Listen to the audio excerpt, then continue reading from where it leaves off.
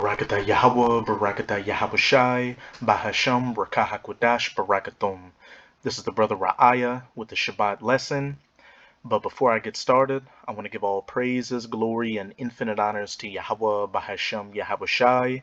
Double honors to the apostles and elders of Great Millstone, whom I learned this truth from, and peace and salutations to you sincere Akim out there, pushing this word and truth and sincerity to the four corners of the globe. May you brothers endure until the end.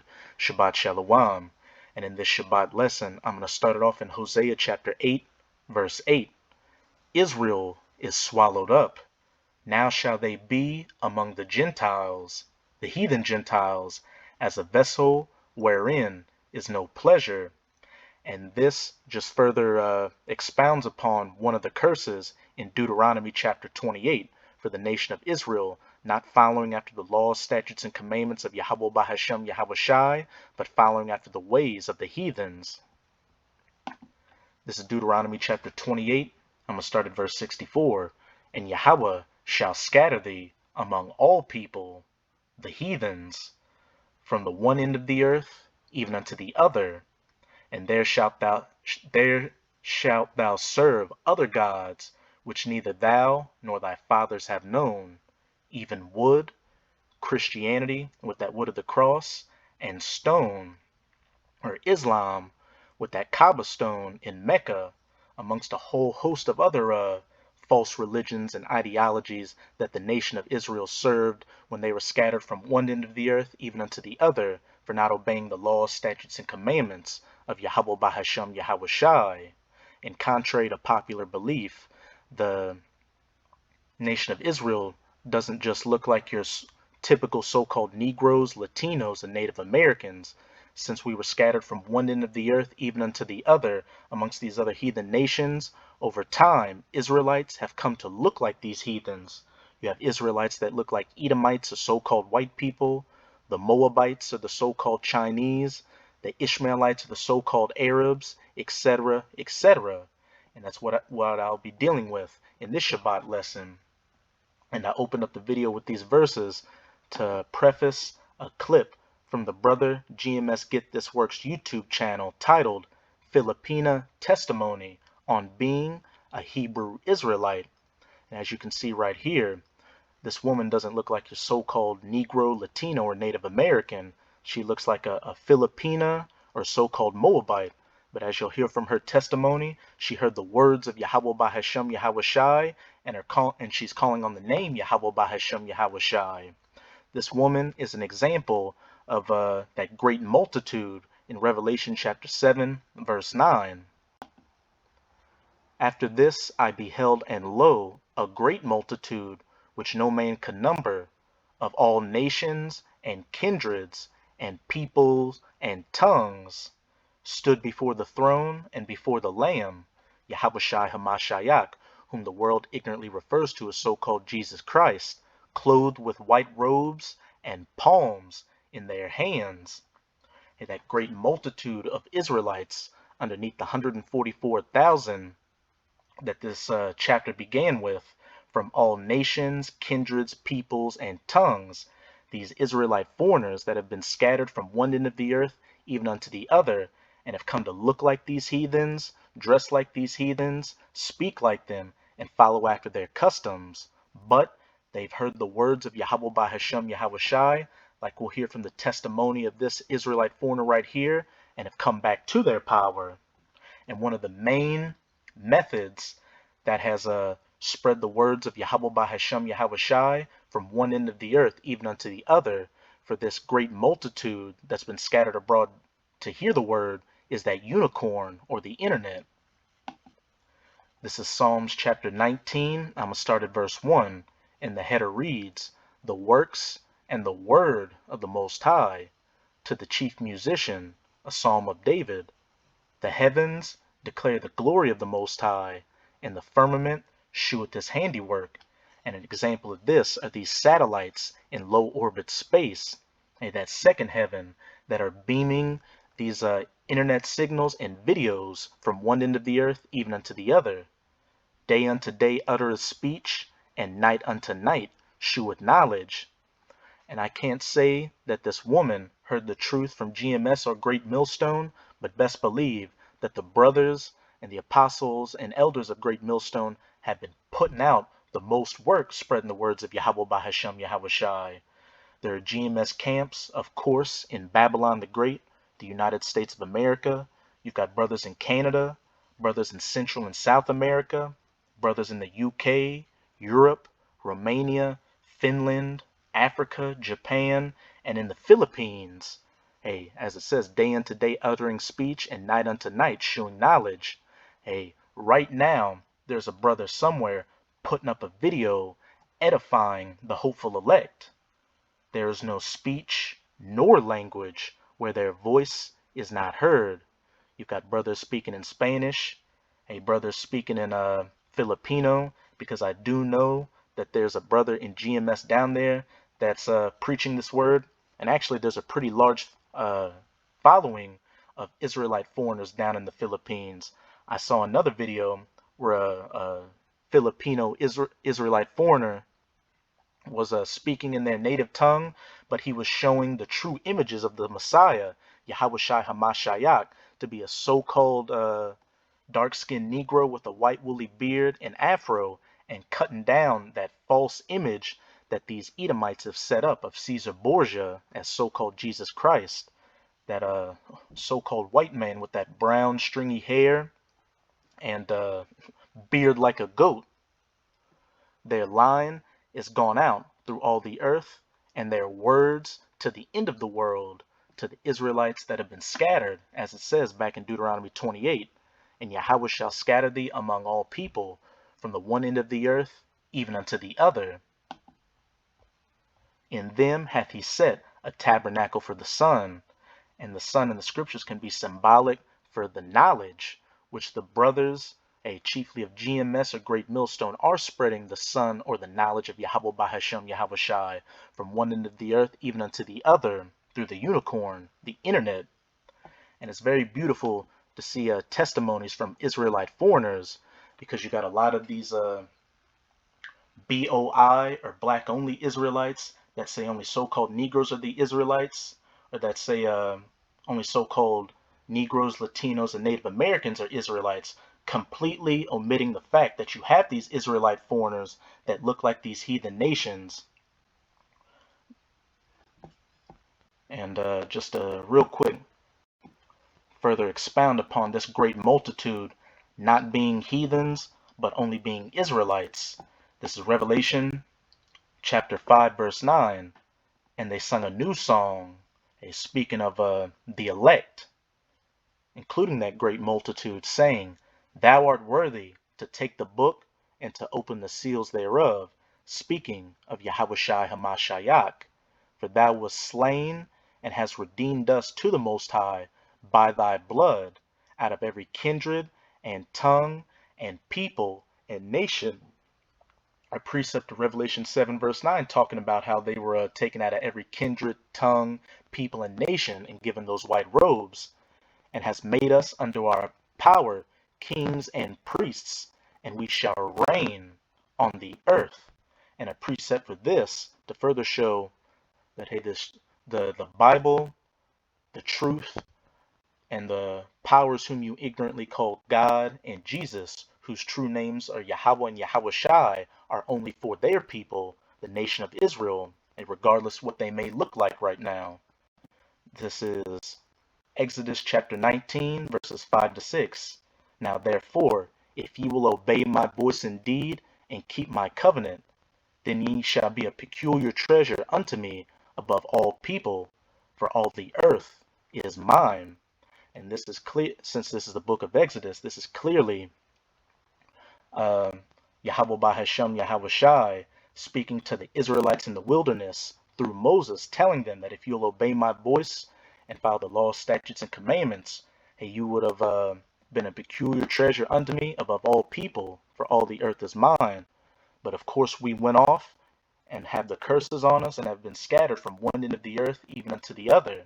But we're living in the last seconds of the last days, when this word has gone out through that unicorn or the internet from one end of the earth even unto the other, day unto day uttering speech and night unto night, where their language is not heard, waking up the elect from one corner of the earth even unto the other.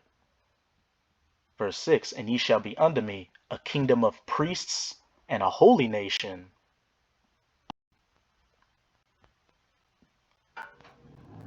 Where was it? Revelation chapter 5, verse 10. And thou hast made us unto our power kings and priests. And ye shall be unto me a kingdom of priests and a holy nation. These are the words which thou shalt speak unto the children of Israel. And while that kings, a nation of kings and priests, is chiefly speaking of the elect, the 144,000, who's going to be the governing body in the kingdom of heaven, every man of the nation of Israel will be priests as well. But let's get into this clip.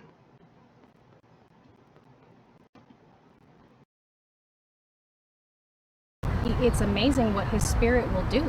Yes. The understanding that he will bring to you, the fruits of the spirit that he'll begin to just allow to overtake you, and all of your old ways are thrown away and then you become new. Following the commandments is the only way. This is the one and only truth. Our power, Yahweh, is the only way. All praises to the Most High. All praises.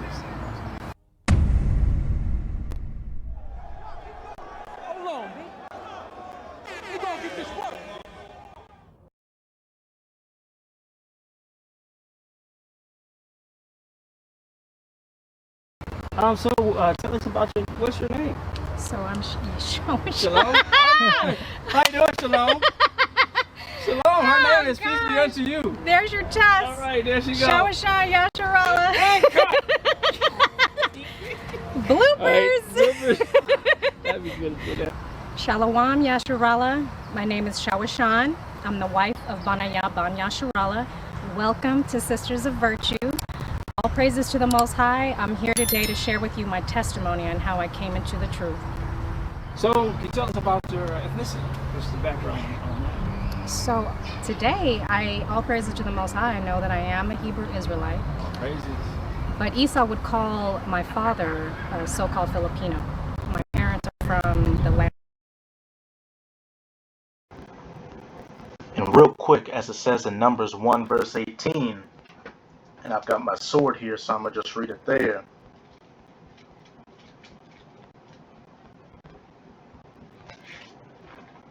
This is Numbers 1 and 18. And they assembled all the congregation together on the first day of the second month, and they declared their pedigrees after their families by the house of their fathers, according to the number of their names, from 23 years old and upwards, by their polls. It doesn't matter what the mother looks like or what nation she's from.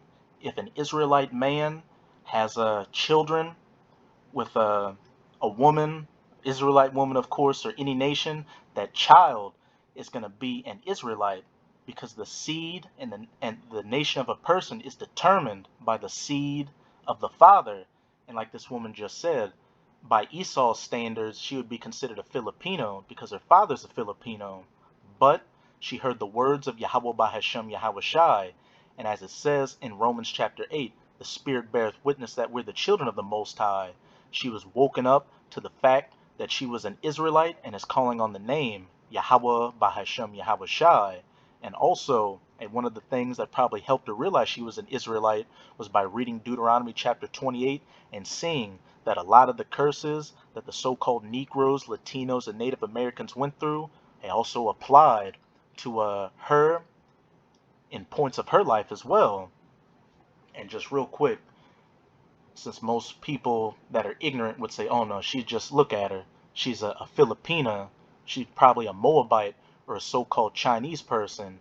Even if an Israelite man did have sex with a Filipino woman or a Chinese woman or whatever, that child, it would be a mamzer or a bastard, not a true Israelite.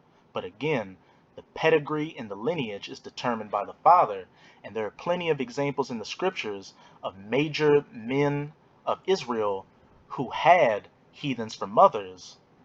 Real quick, let's go to Matthew chapter 1, which speaks of the lineage of Yahushai.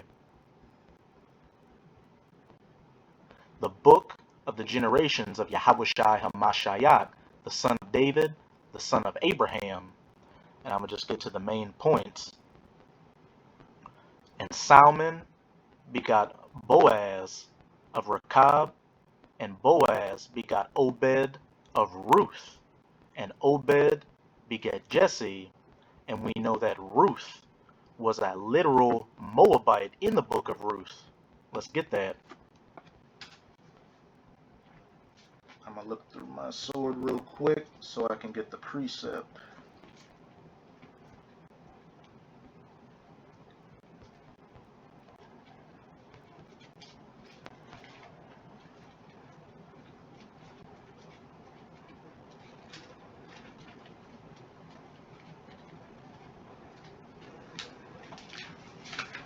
All right, let me see where it's at.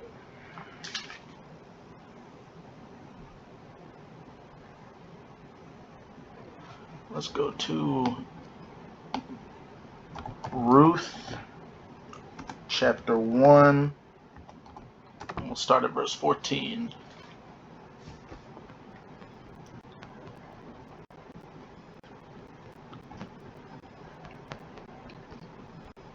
And they lifted up their voices and wept again, and Orpah kissed her mother-in-law, but Ruth clave unto her. And this is speaking of when the Israelite woman named Naomi, her husband and her sons died in the country of Moab. So she was planning on going back to Israel, and her sons had married two women of Moab, Oprah, which planned on staying in her land of Moab, but then you had Ruth, as it says, which clave unto her. Verse 15, and she said, Behold, thy sister-in-law is gone back unto her people and unto her gods, speaking of her people and the gods of the Moabites, who are known as the so-called Chinese today. Return thou after thy sister-in-law. And Ruth said, Entreat me not to leave thee or to return from following after thee, for whither thou goest I will go, and where thou lodgest I will lodge. Thy people shall be my people, and thy power my power. He's speaking of Yahweh and the people of Israel. Ruth said, I'll come back with you and follow after your people and after your God. And then, of course, Ruth, the Moabitess, ended up coming into service of a man named Boaz. And Boaz laid with her, and Boaz gave birth to Obed, and then Obed eventually gave birth to Jesse, who was the father of King David. So King David's grandmother was a Moabite. And if you go by these people that speak of mamzers, which they completely don't understand what that term means, a mamzer is somebody whose father is a heathen, but whose mother is an Israelite, and that would make them whatever nation their father was, no matter if they had an Israelite mother or not. You're an Israelite if your father is an Israelite. But we'll get this in Ruth chapter 4. Ruth chapter 4. Let me see. 16.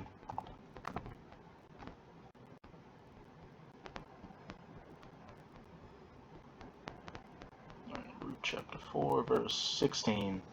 The line of David, King David, began here, and the 144,000 are known as the house of David. And Naomi took the child and laid it in her bosom, and became nurse unto it.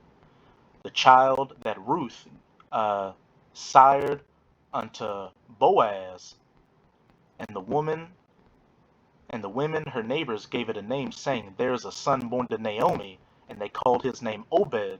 He is the father of Jesse, the father of David. Now let's go back to the lineage of Yahushai HaMashiach. Verse 5, and Salmon begat Boaz of Rechab, and Boaz begat Obed of Ruth, and Obed begat Jesse, and Jesse begat David the king, and David the king begat Solomon. of her that had been the wife of Urias. But it gets even better. And Solomon begat Rehoboam. Now let's go into who Rehoboam's mother was.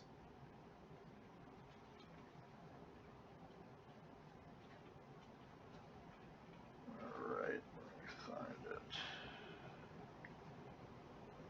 Alright, this is 1 Kings 14 and 21.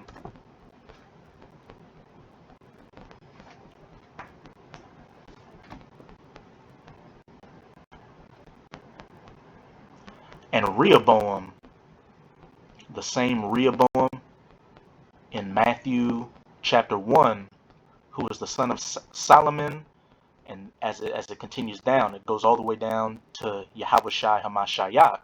And Rehoboam, the son of Solomon, reigned in Judah. And Rehoboam was 41 years old when he began to reign, and he reigned 17 years in Jerusalem, the city which Yahweh did choose out of all the tribes of Israel to put his name there. And his mother's name was Naamah, an Ammonitess, or so-called Japanese woman. So again, as we can clearly see, in the lineage of great men in the nation of Israel, some of them had heathen mothers. So it doesn't matter what the mother is, it only matters what the father is. And also we can't forget that Ephraim and Manasseh, they had a heathen mother. Their mother was an Egyptian or a Mizraimite or a Hamite or so-called African. And we can get that too real quick.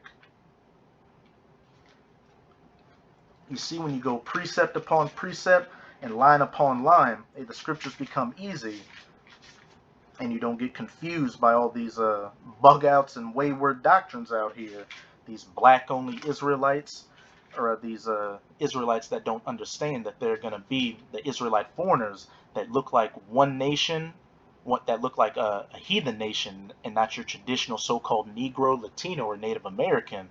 Because again, as it says back in Deuteronomy chapter 28, we were scattered from one end of the earth even unto the other. Let me get it real quick.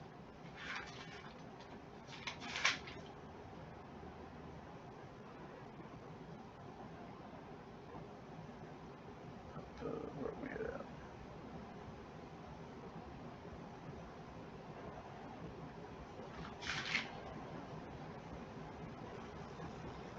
Alright, this is Genesis 41, and I'll start at 44. Hey, 41, 144. Hey, call hello, Yahweh by Hashem Yahushai.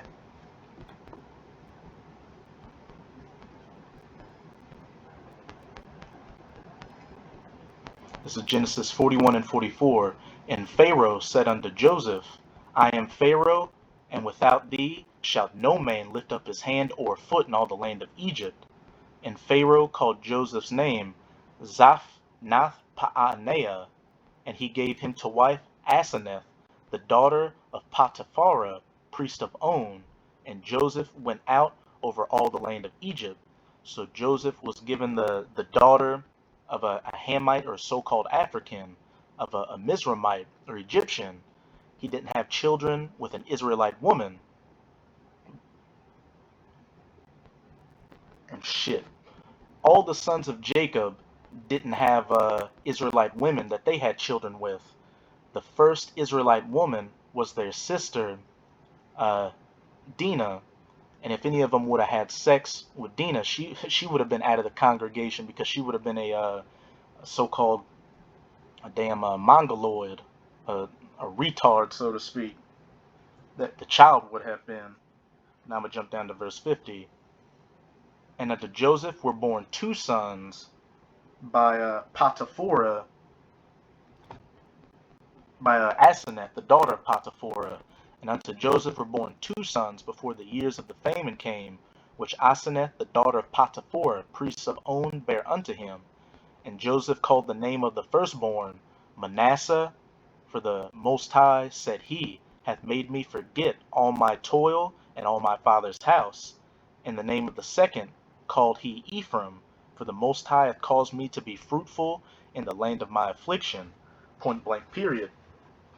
2 of the 12 tribes of Israel had a heathen mother.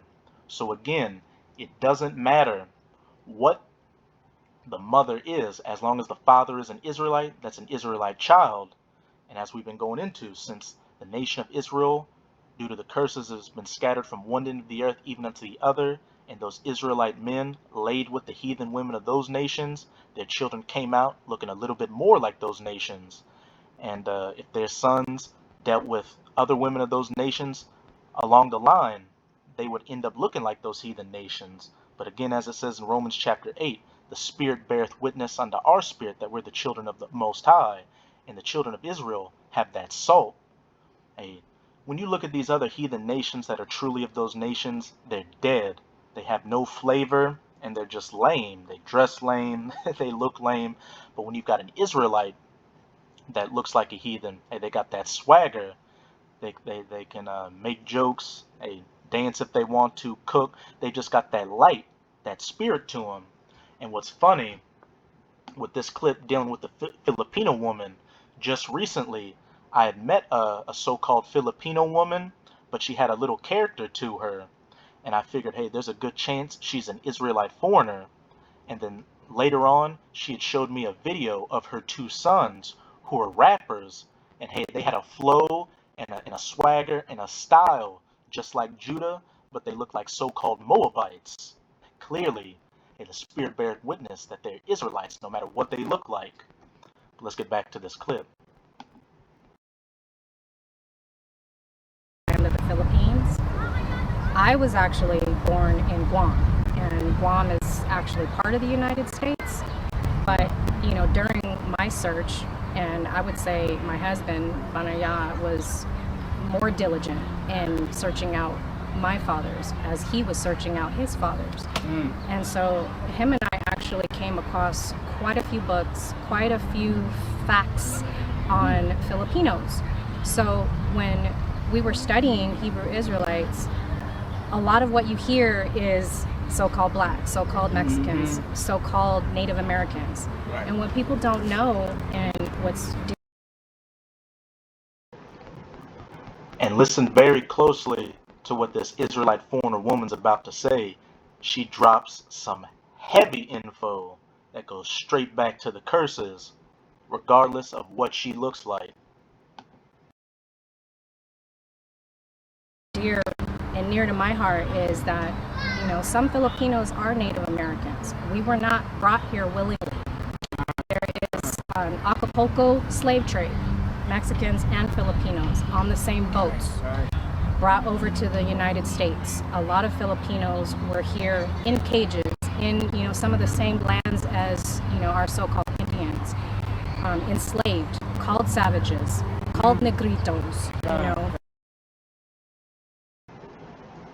And she said they were brought in cages, in chains, and she was speaking of so-called Hispanics and Native Americans, the Northern Kingdom. And of course we know that the Southern Kingdom, the so-called Negroes, the so-called African Americans, Haitians, Jamaicans, West Indians were brought from the west coast of Africa to the Americas. But as she just said, the transatlantic slave trade went both ways, yet some of the Northern Kingdom brought to other ends of the earth as well. And she said again, in cages and in chains. Back in Deuteronomy chapter 48, Deuteronomy chapter 28, I'm going to start at 47. Because thou servest not Yahweh thy power with joyfulness and with gladness of heart for the abundance of all things, and not following after the laws, statutes, and commandments, but following after the ways of these heathens. Therefore shalt thou serve thine enemies, which Yahweh shall send against thee, in hunger and in thirst, and in nakedness, and in want of all things. And he shall put a yoke of iron upon thy neck until he have destroyed thee.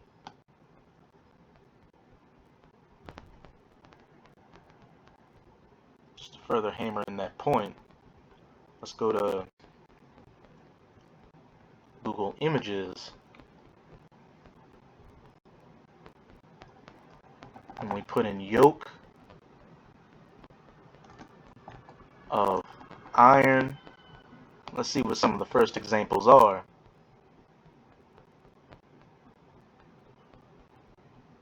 A so-called Negroes of the Southern Kingdom.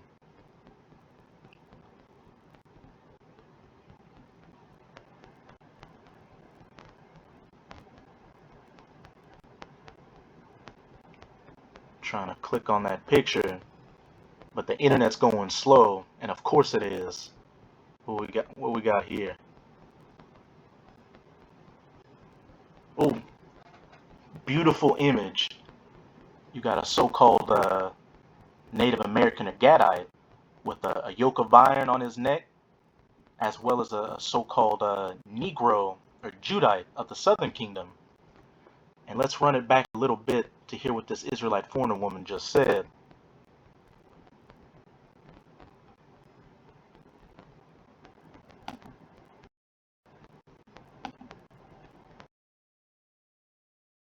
And what's dear and near to my heart is that, some Filipinos are Native Americans. We were not brought here willingly.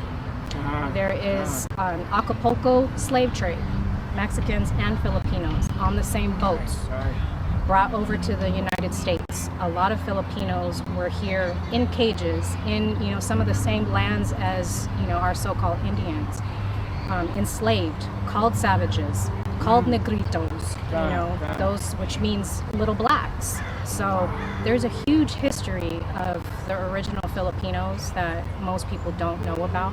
And so thankfully, the Most High allowed us to find the avenues to search out. And that's how, we came about to know. I'm not saying all Filipinos are Israelites, but there are a great number of Israelite Filipinos. Our congregation, True Nation Israelite congregation, even has a True Nation congregation in the Philippines, headed up by Zabad. All praises to the Most High, leading a small congregation in the Philippines for those who have searched out their fathers and who know and allowed that spirit to come over them, that are following the commandments, that are, following our laws, statutes, and commandments. Word out, yeah. Yes, and already, they're 15 hours ahead of us, so they're already into our feast that we're celebrating tonight here in California, which is Pentecost, first fruits. All praises to the Most High. Yeah, so I am so excited about that, the word is spreading for those who are so-called Filipinos. Search out your forefathers, really understand your history and where you came from. Don't go off of what someone's telling you. The scriptures tell you, if your spirit bears witness with this word and you begin to follow those commandments, you do what the Most High. Hey, since I've been quoting it throughout this video, let's get it. Romans 8 and 16.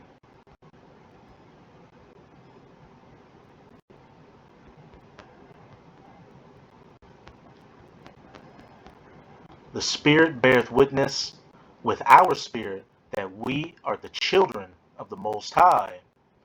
And this Israelite foreigner woman and her husband did out a search of their fathers and found out their lineage, and that it goes back to it links up with the curses that were spoken about in Deuteronomy chapter 28, which is a telltale sign who the children of Israel would be. This woman, hey, she dropped some heavy info.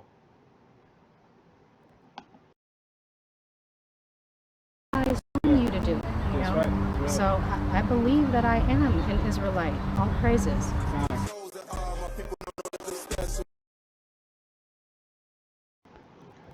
That's it with that clip. You get the point. And hey, that's pretty much it with the video. Everything pretty much spoke for itself. We're seeing the nation of Israel wake up from all the places that they've been scattered.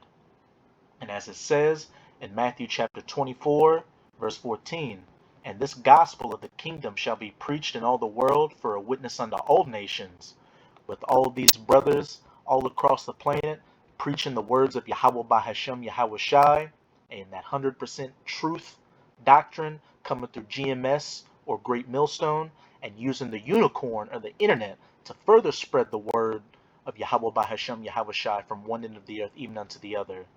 And this gospel of the kingdom shall be preached in all the world for a witness unto all nations, and then shall the end come. And if you've got that spiritual eye salve, you can clearly see that all these end time signs that Yahweh Bahasham Yahweh Shai told his disciples to look for, to know that Yahweh Shai Hamashiach's second coming was nigh, and that the end of this current age of the rulership of the heathen nations was at hand, and also the kingdom of heaven is right around the corner, are either in the process of taking place or taking place as we speak. So that's it with this Shabbat lesson. And with this video, I hope you sincere Akim and Akwath were edified. Just keep strong. We're almost out of this final wicked captivity of the heathen nations, chiefly of the Edomites, who are known as the so-called white people today. And as always, I'm going to say Abad Babal, Kwam Yasharala, and until next time, Shabbat Shalom.